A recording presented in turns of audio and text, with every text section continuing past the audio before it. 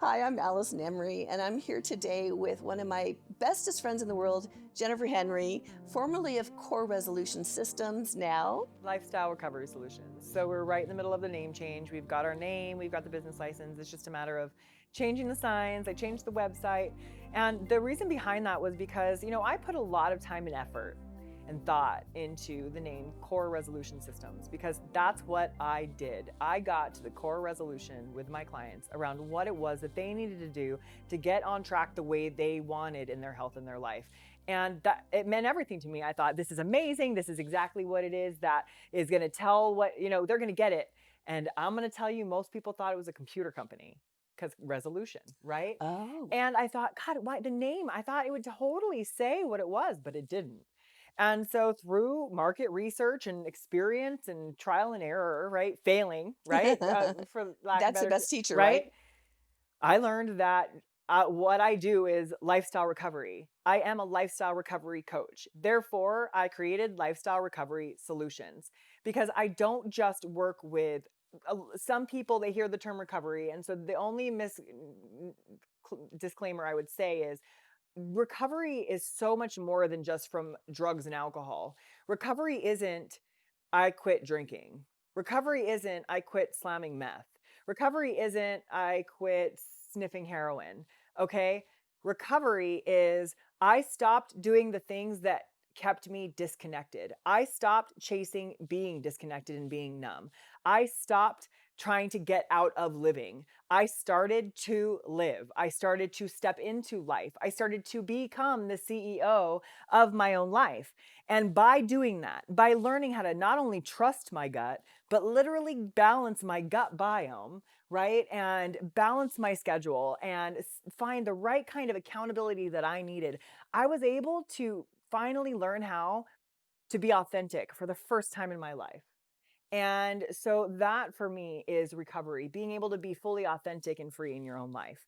And whether you're a mom or you're a caregiver or you're a nurse or a doctor or a therapist or you own a drug rehab or you own sober livings or you're a peer support, whatever it is that you do, if you're in the service industry of like the The helping the professionals, helping right? The professions, that's helping what you called it. I professions. like that. But the mental wellness or the recovery wellness field, we give and we give and we give and we give, and there's never anything left for us because, well, don't you know, I do for everyone else. Isn't someone going to hold space for me?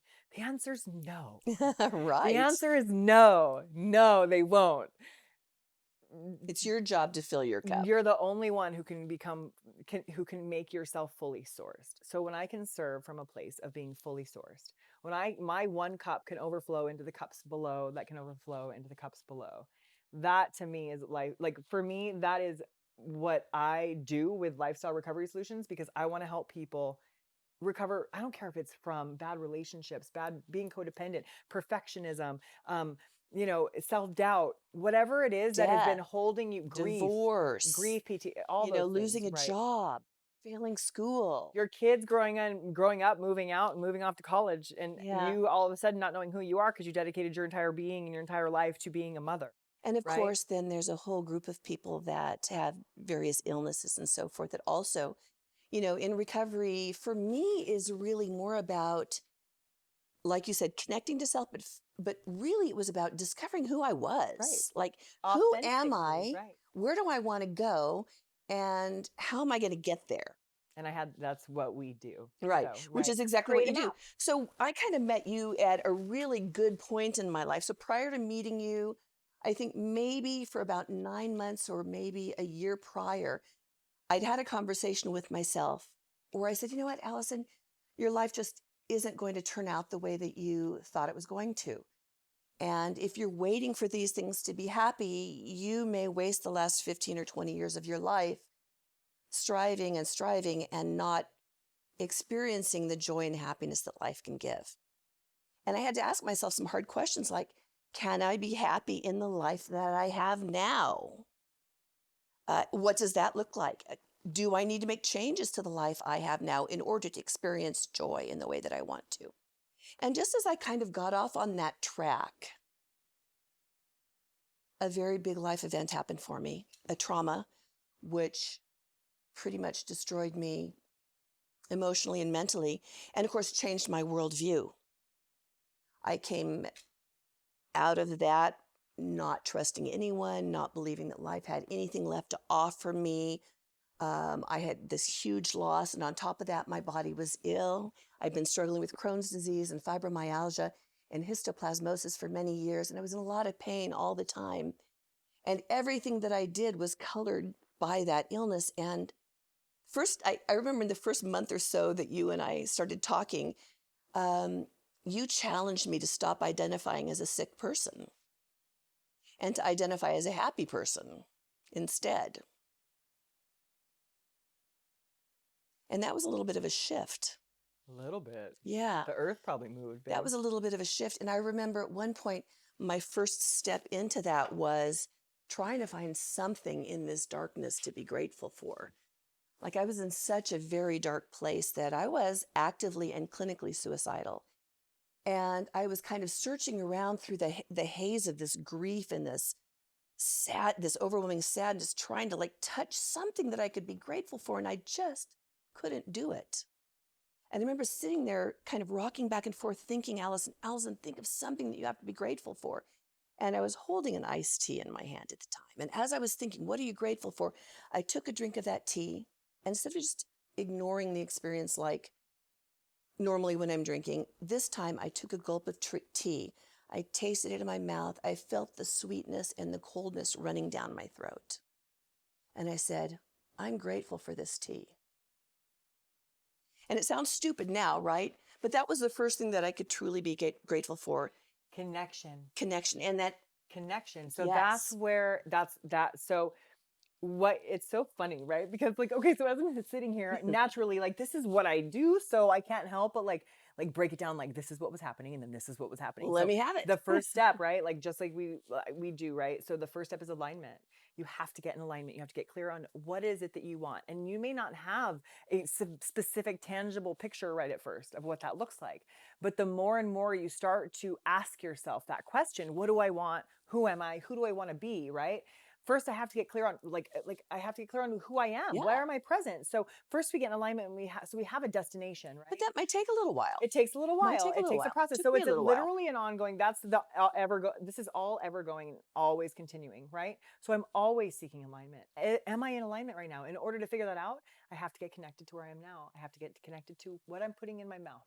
What am I eating? And even where I am right here, right now, in this moment, yes, with my feet on the floor and my butt on the seat. Becoming present. Yes. And so many people lack the ability to be present because we're so uncomfortable.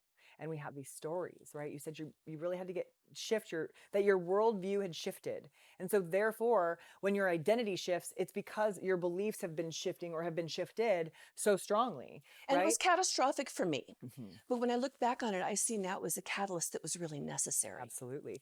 You talk about the birthing process. Right? And it's so uncomfortable. I can't remember the process, but for those that went through being born, I'm guessing it probably wasn't super comfortable, right? Like you're getting squished out of this tiny little spot that no one in their right mind understands how you are supposed to get out of, but you do. Out you come, And, some have a little bit easier route than others. And there's so many studies about the difference between the struggle of being birthed. Mm. Versus C-section? Yeah, I've read a little bit about that. It's interesting. So if you want to know more, I don't have I'm not a mother, so I don't have it. I did go through this birthing or rebirthing process. Back on point is that when you, that's recovery.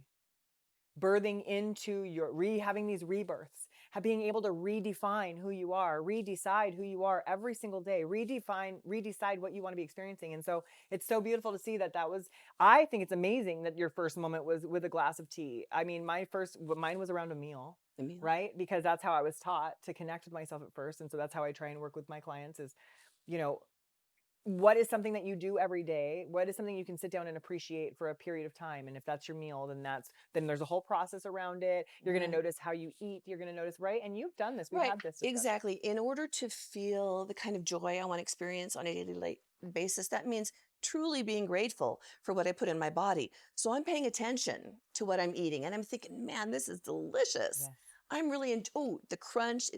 And I'm taking my joy and I'm grabbing my happiness from these small experiences in my life around me. And it's been life-changing. When I first started, when this kind of process started, and I was trying to figure out who I was, and I post a lot of hashtag finding myself photos. And when I first started the process, and I have all of this trauma to deal with, and I just started walking. And back then, Jen, I remember telling you that it was a struggle for me to walk from the car to my front door. I was that weak and that ill. And it was hard for me to envision myself not being that person that needed a wheelchair at Disneyland, you know? Mm-hmm. And as I started walking, I started contemplating that. And I remember telling you about my first attempt at walking. Like, I didn't even know if I was going to be able to walk or hike. I mean, that's a real thing. I was really, really ill, and I really, really identified as an ill person. So I had a friend that was walking Mount Rubidoux regularly, and he challenged me. And I thought, man, I'm never going to get up that mountain, but I could probably park my car and walk across the parking lot to the base of the mountain and get that far, and then I'll just go back and get in my car. So that day I got in my car and I walked to the base of the mountain, and I thought, that wasn't so bad. I think I can go a little bit further. So I went a little bit further. I got extremely tired and winded, and I stopped and I sat for 10 or 15 minutes, and I got up and walked some more. I don't know how many times I stopped, a bunch of times, but you know what? I made it to the top of Mount Rubidoux. Yeah. On my first me. attempt. Right. And I called you from the top. Yeah, was it FaceTiming or Facebook Messenger? Yeah. And I'm like, who calls people Facebook Messenger randomly? I was in the like, morning. Okay. And I'm up, so I answer it. And oh my God, the jubilation. I mean, that's the only word that can come to mind. Like the overwhelming sense of accomplishment, pride and joy and awe. Like, and you're never going to believe where I am. I was like, shut your mouth. Mm-hmm. That is amazing. Yeah. It's amazing. And it's all mindset. Yeah. But in order to shift that, you had to get behind a belief that you could possibly be something different than you were identifying as. That I could experience life in a more joyful way. Yes. That you didn't have to identify as a sick person. You could identify as someone who was choosing to live happy. And to experience life. So as a result of all of this walking, I now walk 5 to 10 miles a day.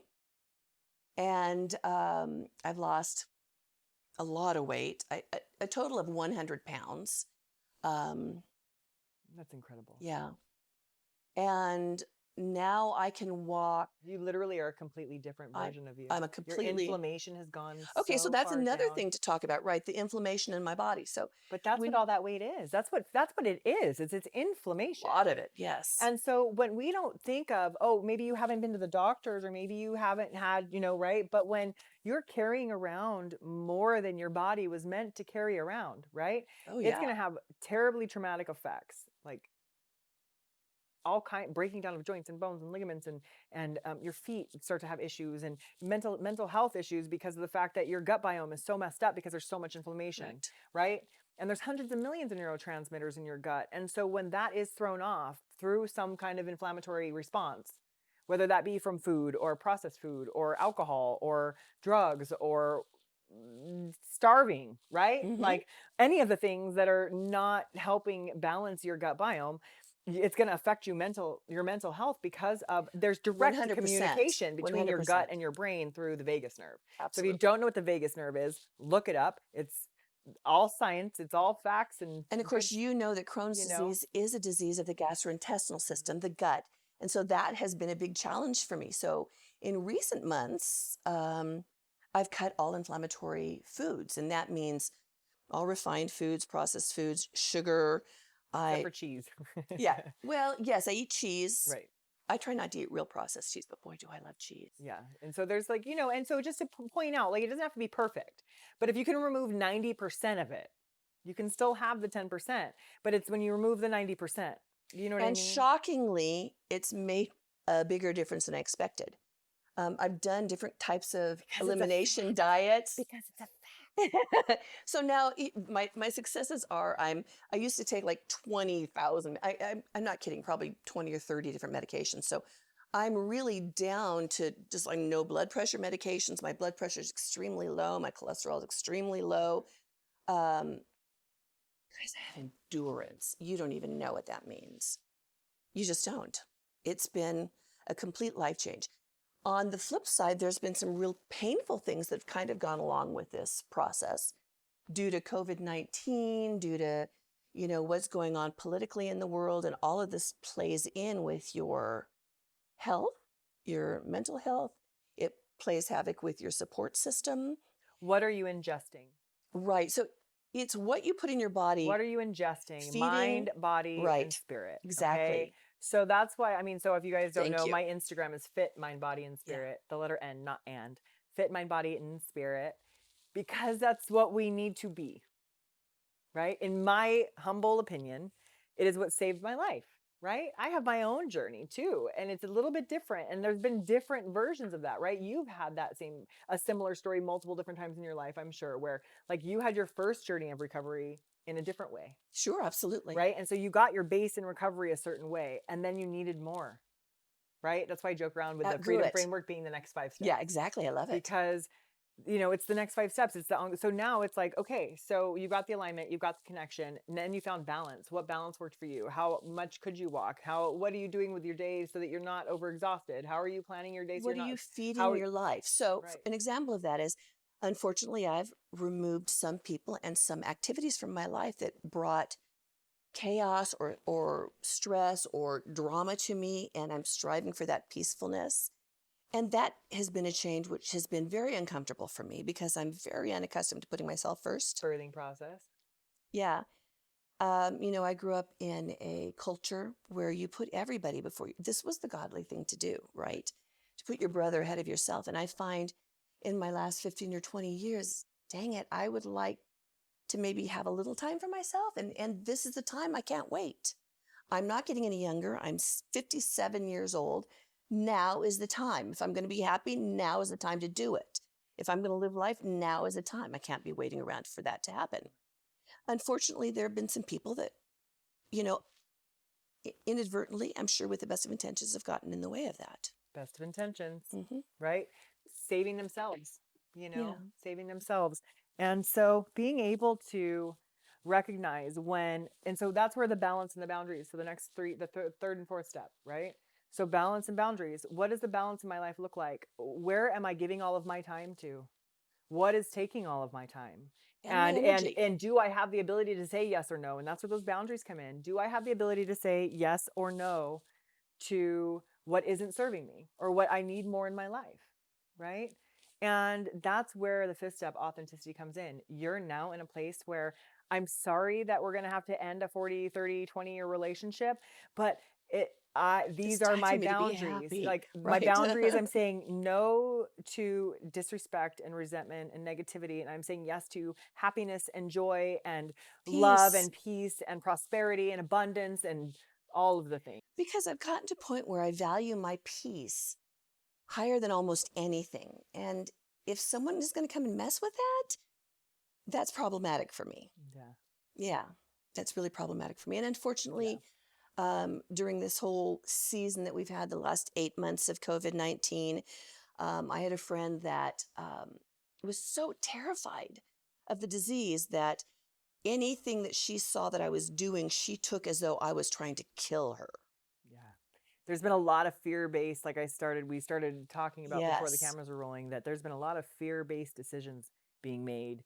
And it's just devastating because when we are emotionally or fear-based having a reaction to something instead of taking inspired action or having a response, a thoughtful, heartfelt response where my mind and my heart have connected and come together with my spirit on this response, right?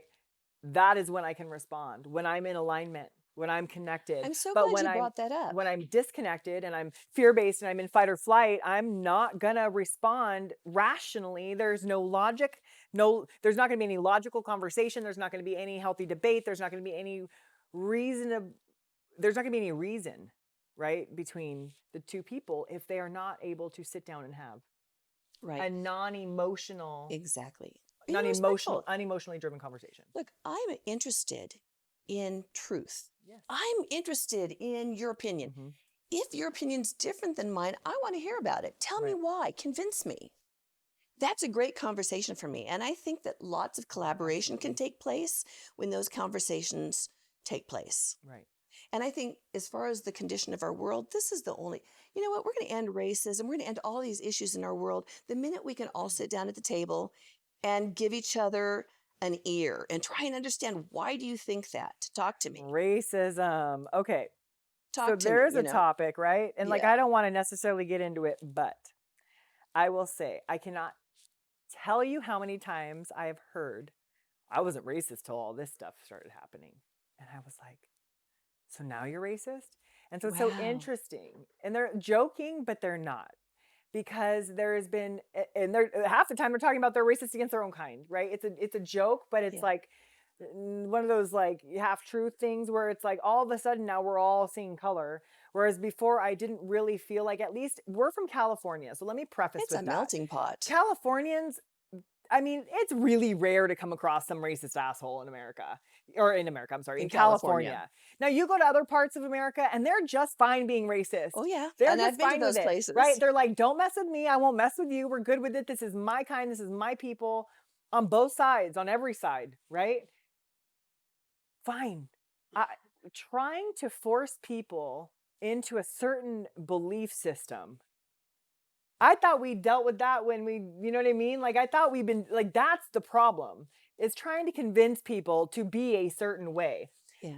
All you can do is present facts, the real facts, and let people decide. Now, the problem is that we're being told to vote, and there are a lot of people who are not educated, who are voting off emotion. They're voting off of what they read on Facebook in a meme.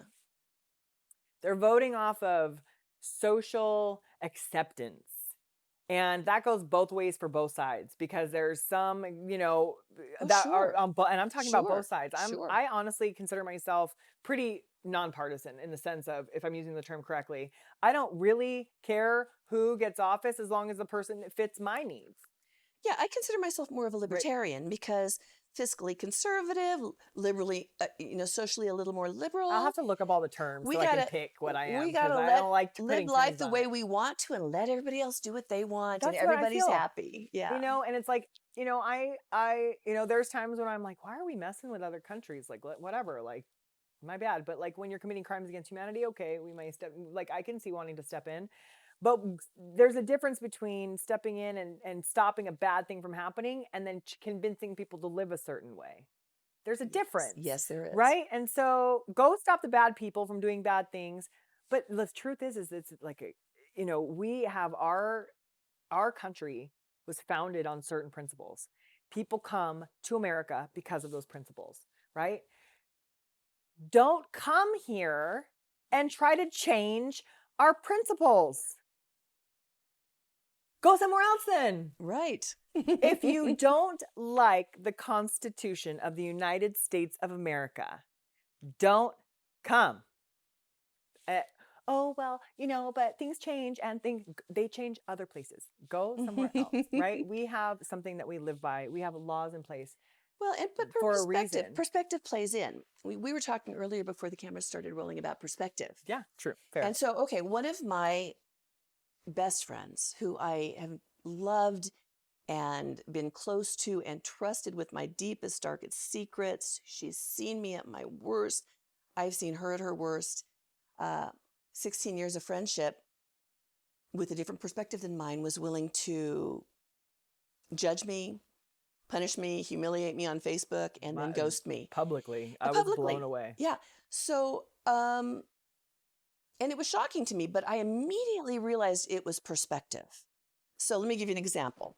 I was raised on a tiny little island in the South Pacific. I was running half naked and barefoot for most of my childhood, where there was very little Western culture. We didn't have stable electricity or water. There was no television. It was very, very native.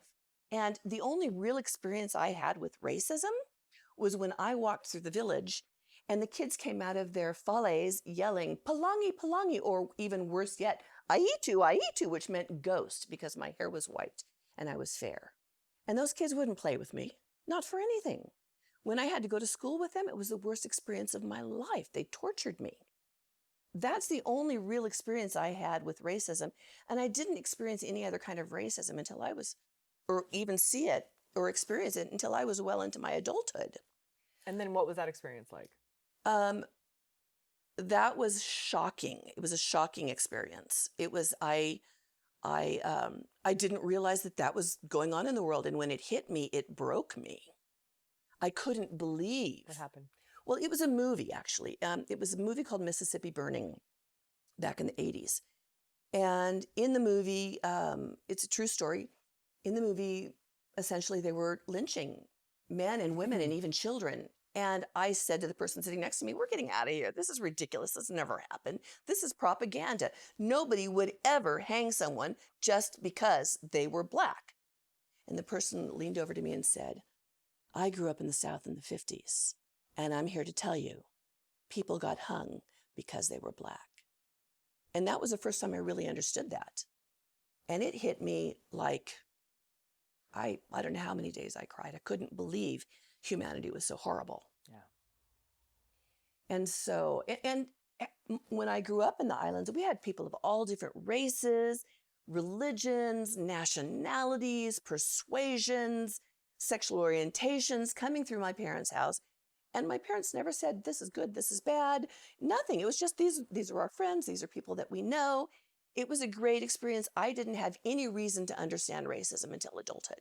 Right. On the other hand, my good friend, who has punished me publicly on Facebook, had a different experience.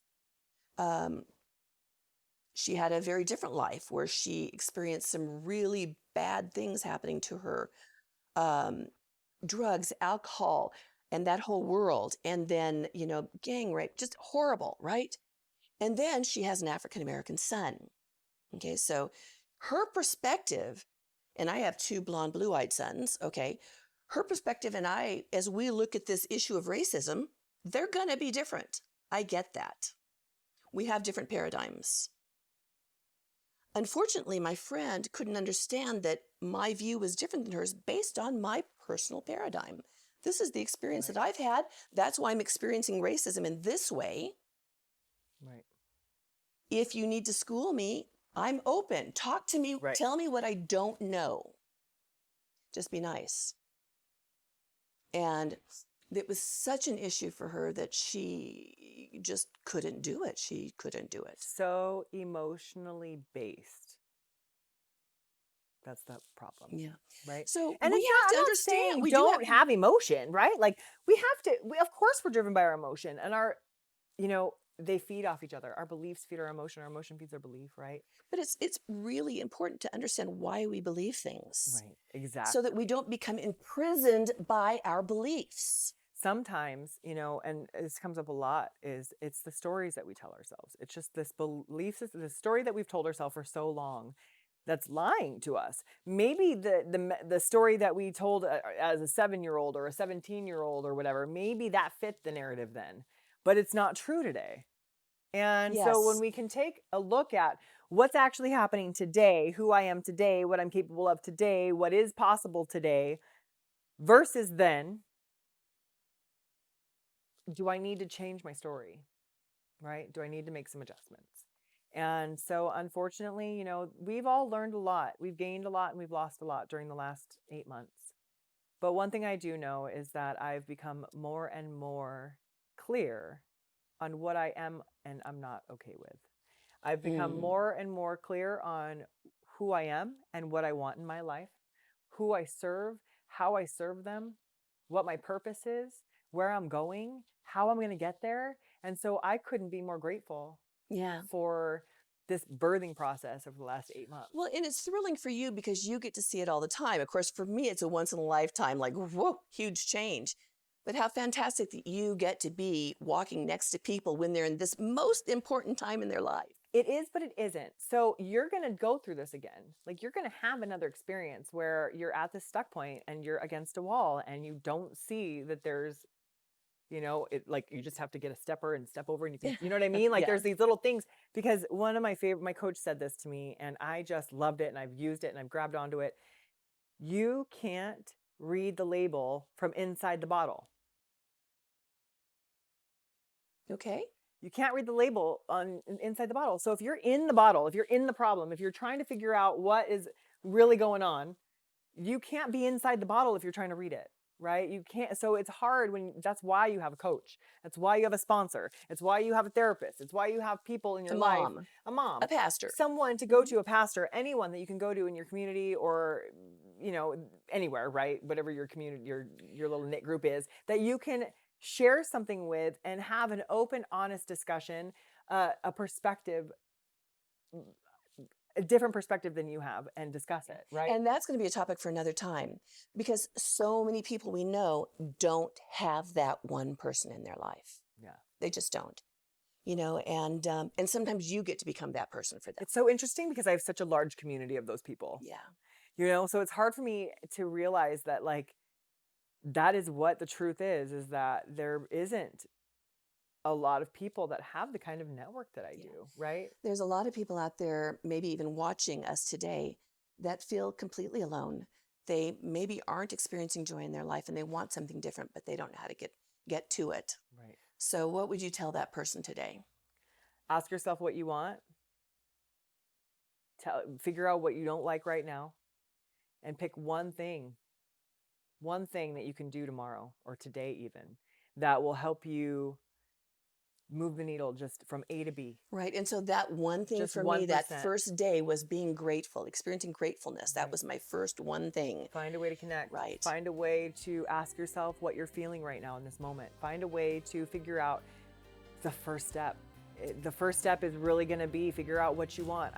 Everybody, and when I say that, I mean actually what you want.